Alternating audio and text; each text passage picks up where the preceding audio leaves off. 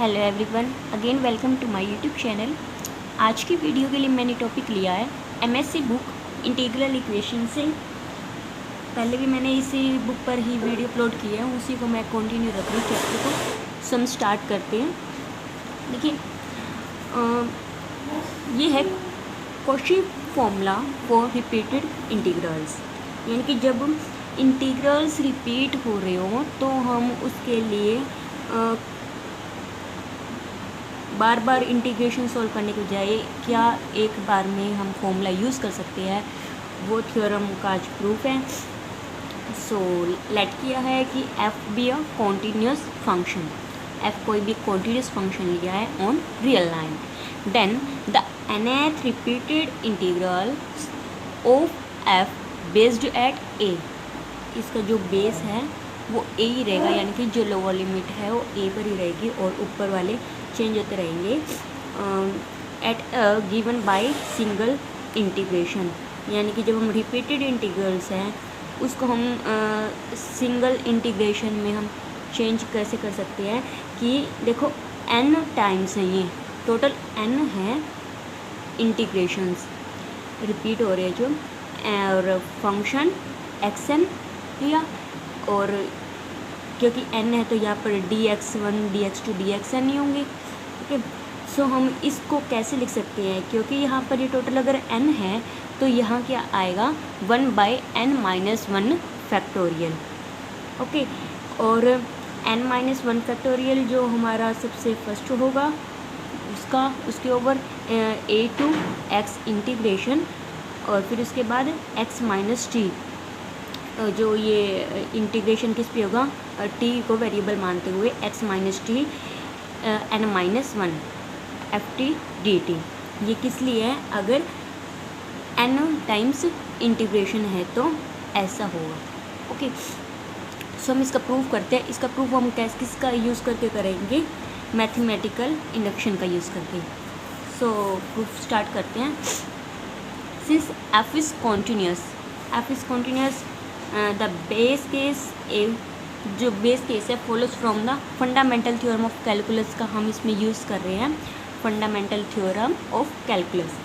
देखो, जो ये रिपीटेड इंटीग्रल्स हैं इससे लेट कर लिया in। ओके, in लेट किया है। हम पहले देखो मैथमेटिकल इंडक्शन के लिए n की जगह 1 यानी कि 1 पुट करेंगे, उसके लिए हम प्रूव कर रहे हैं। तो जब हम 1 पुट करेंगे तो i1 होगा, और इसका सिर्फ फर्स्ट इंटीग्रल आएगा a to x होगा, ठीक है, fx dx होगा। सो देखो, जब 1 लिया तो a की इंटीग्रेशन होगा और fx होगा और dx होगा। सो जो फंडामेंटल थ्योरम ऑफ कैलकुलस है वो क्या कहती है कि जो d/dx i1x ये किसके इक्वल आएगा, d/dx x माइनस टी की पावर, क्योंकि देखो इंटीग्रेशन में क्या है, ये जब n था तो n-1 है, तो हमारा जब 1 है तो यहाँ पर क्या हो जाएगा 0, बाई में 0 का factorial F T D T equal to F of X होगा। वेयर जहाँ पर, क्योंकि देखो बेस a है तो अगर हम x की जगह a पुट करते हैं तो हमें ये 0 रिटर्न करेगा। सो हमारा क्या आया, ये fx ये आ गया। तो हमने अब क्या करना है, n और n+1 के लिए, n के लिए हम ट्रू लेकर चलेंगे और n+1 के लिए हम इसको प्रूव करेंगे। तो suppose result is true for n, let us prove it for n+1। n+1 के लिए हम इसे प्रूव करेंगे, apply induction hypothesis and switching the order of integration. So note करना है कि फंडामेंटल थ्योरम ऑफ कैलकुलस के थ्रू हमें क्या रिजल्ट है हमारे पास, एक कि जो d/dx है 1/n factorial, okay, d/dx 1/n factorial integration over a to x minus T की power n F T D T, ये किसके इक्वल होगा 1/n-1 फैक्टोरियल, ठीक है, x माइनस टी यह power n-1 F T D T. Okay, ये इसके equal होगा, यानी कि इसका हम यूज़ करेंगे। हम किसको लेके चल रहे हैं, n के लिए ट्रू लेके चल रहे हैं, और प्रूफ इसके लिए कर रहे हैं n+1 के लिए। सो देखो जो ये n है, n के लिए हमने ट्रू लिया है, तो अब यहाँ n की जगह n+1 करेंगे, यहाँ in+1 होगा, और जो इंटीग्रेशंस जो होंगे यहाँ हो जाएंगे n xn होगा या f(x(n+1) होगा, ओके, और ये dx n+1 होंगे। तो यहाँ पर ये क्या बन गया, in+1 integration a to x, और यहाँ पर चलते हुए xn पर आए, फंक्शन xn+1 एंड या dxn अप टू ये dx1, ओके। ये हमने इसको इसके लिए प्रूव करना है। तो अब क्या करेंगे, क्योंकि हमारे पास रिजल्ट ट्रू किसके लिए है, n के लिए, ओके। तो n के लिए अगर ट्रू है तो ये तो टोटल हमारे पास n+1 है। सो हम क्या कर रहे हैं अब, इंटीग्रेशन, देखो इसके ऊपर हम n के लिए ट्रू है तो हम ये वाला अप्लाई कर देंगे, क्योंकि जो ये इंटीग्रेशंस हैं ये हमने n के लिए ट्रू लिया है, तो हमारे पास हम इतने n इंटीग्रल्स की जगह ये पुट कर सकते हैं।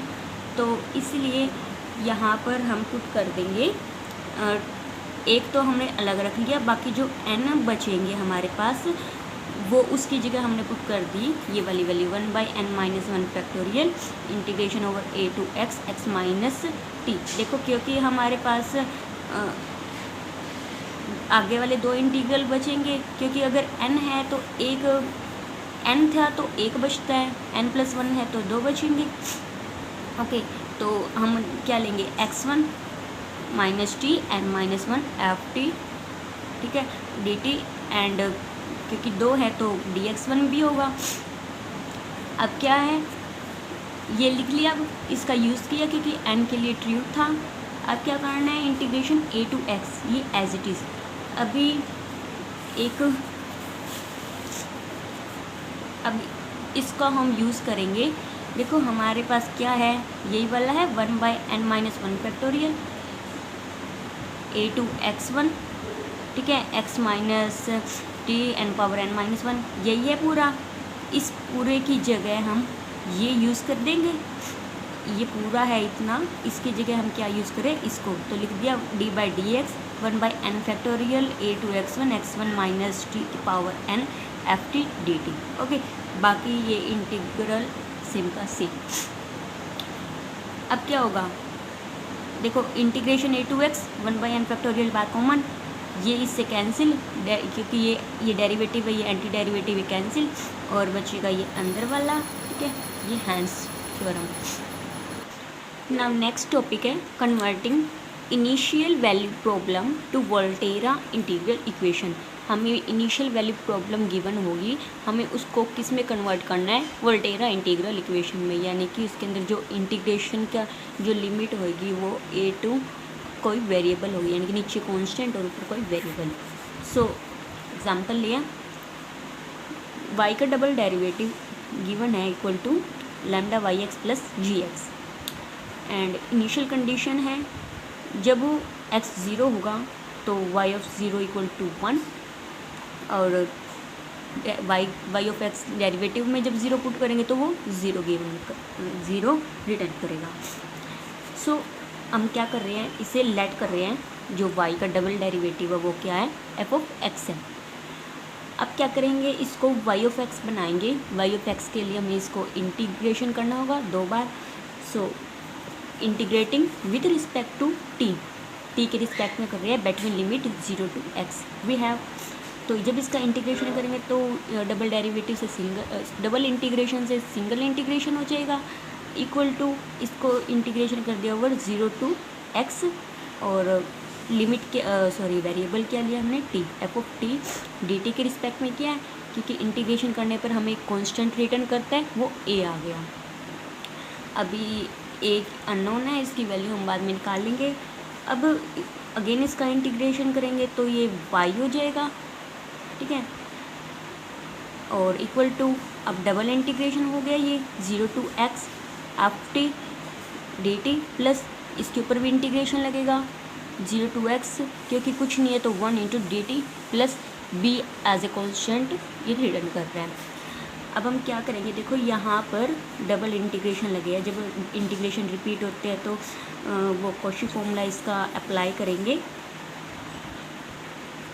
क्योंकि इंटीग्रेशंस रिपीट हो रहे हैं तो कॉची फॉर्मूला अप्लाई कर रहे हैं। इसके ऊपर देखो क्या है फॉर्मूला आएगा इसके ऊपर 1/, क्योंकि n जब n टाइम रिपीट होता है तो उसके लिए 1/n-1 factorial integration over a to x minus T power n-1 f of t dt, ये फॉर्मूला होता है। सो हमारे पास कितने टाइम है, 2 टाइम है, तो यहाँ पर n की जगह यहाँ पर क्या आ जाएगा n-1 है, तो क्योंकि 1 ही रहेगा जैसे कि 1 का फैक्टोरियल आएगा यहाँ, क्योंकि 2 बार रिपीट हो रहे हैं, n टाइम रिपीट होता है तो n-1 फैक्टोरियल आता है, ये 2 टाइम रिपीट हो रहा है तो यहाँ पर क्या आ जाएगा 1/1 का factorial integration over 0 to x, ठीक है।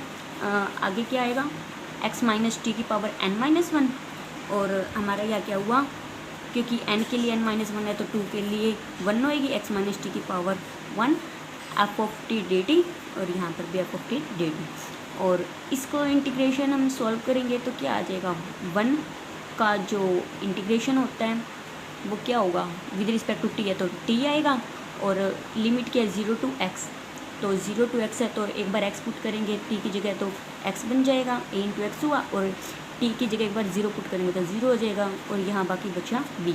अब हमें क्या फाइंड करना है, अननोन्स a एंड b। तो अननोन्स फाइंड आउट करने के लिए हम इनिशियल कंडीशंस का यूज़ करेंगे। इनिशियल कंडीशंस क्या है कि x जब 0 होगा तो y ऑफ x 1 रिटर्न करेगा, अब जब x 0 होगा तो फर्स्ट डेरिवेटिव ऑफ y हमें 0 रिटर्न करेगा। सो हम इसका यूज़ करेंगे। देखो जो y है हम इसके अंदर पुट करेंगे जब x को 0, तो लिमिट 0 से 0 जा रही है, यहाँ पर 0, ये सब कुछ हुआ 0, ओके। y यहाँ पर क्या आ जाएगा b, तो 0 पुट करने पर 0 प्लस b आया, और हमें क्या गिवन है कि y of 0 equal to 1 return कर रहा है, तो इसका मतलब b की वैल्यू क्या आ गई 1 आ गई। और नेक्स्ट हमें क्या गिवन है कि y डैश 0 यानी कि फर्स्ट डेरिवेटिव 0 रिटर्न कर रहा है, हमने फर्स्ट जो डेरिवेटिव है ये वाला है, इसके अंदर है जब हम इंटीग्रेशन 0 से 0 तो ये सारा 0 होगा, और y dash equal to a रहा, और y डैश 0 पर हमें क्या रिटर्न कर रहा है 0, तो इसका मतलब a की वैल्यू भी क्या आ गई 0, b की वैल्यू आ गई, a की वैल्यू आ गई, इन दोनों वैल्यू को सब्स्टिट्यूट कर देंगे यहाँ, तो हमारी इक्वेशन क्या बन जाएगी y of x equal to ये 0 हुआ, ये 1 हुआ, तो ये 1 को हम आगे ले आए प्लस में इंटीग्रेशन ओवर ये as it is also f of, अब देखो f of x equal to this, ये कैसे है, यहाँ से देखो हमने इसे क्या लेट किया है f ऑफ x, इसलिए f ऑफ x की वैल्यू हम ये यूज़ कर सकते हैं, तो यहाँ पर ये क्या बन गया f of x equal to lambda Y X plus G X, okay. और यहाँ पर अगर t वेरिएबल जो है t में चेंज हो जाए इसका, तो इस आर्ग्यूमेंट को चेंज किया हमने वाई एक्स इक्वल टू, देखो तो ये बन जाएगा f of t lambda Y T plus G X, तो f ऑफ t की वैल्यू हम यहाँ पुट कर देंगे 1 plus integration 0 to x minus T, और ये वाली वैल्यू इसकी जगह यहाँ पुट कर दी है dt, और क्या हो जाएगा इंटीग्रेशन को हम अलग अलग कर देंगे, 1 प्लस लैम्डा बाहर, 1 प्लस लैम्डा कांस्टेंट है बाहर कॉमन आ गया, integration 0 to x minus T Y T ये अलग हो गया, अब x माइनस टी इसके साथ भी जाएगा x minus T G T, और इंटीग्रेशन इसके साथ अलग dt, ये क्या है देखो नीचे कांस्टेंट ऊपर वेरिएबल, नीचे कांस्टेंट ऊपर वेरिएबल, यहाँ भी वाई एक्स है इस साइड भी वाई एक्स है, तो फिर ये क्या बन गई वोल्टेरा, दोनों साइड वाई एक्स है तो Volterra equation of second kind in Y X. आज के लिए इतना ही, थैंक यू।